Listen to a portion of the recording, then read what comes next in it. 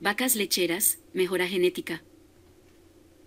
La importancia genética es fundamental, tanto que, al momento de seleccionar a una vaca lechera, un factor que es determinante en la selección o descarte es el tema de la genética, ya que esta está ligada directamente en temas de producción que son transmitidas a su descendencia.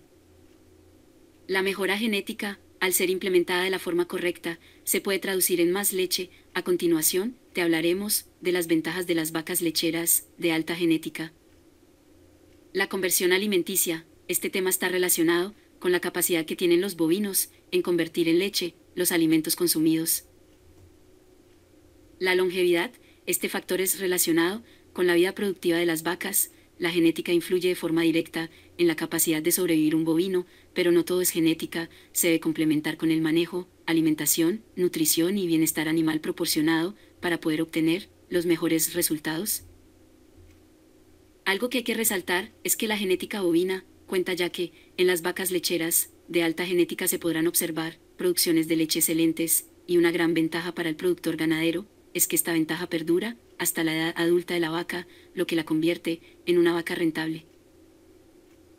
Podemos concluir que la genética debe tomarse en la actividad ganadera como una inversión y no un gasto. El precio, por lógica, es superior al compararlo con animales comerciales, pero la diferencia está en los beneficios que recompensan la inversión. La genética ayuda de forma directa a mejorar y estabilizar las producciones lecheras y cárnicas, y la gran ventaja, que no es solo en temas de cantidad, sino también en calidad,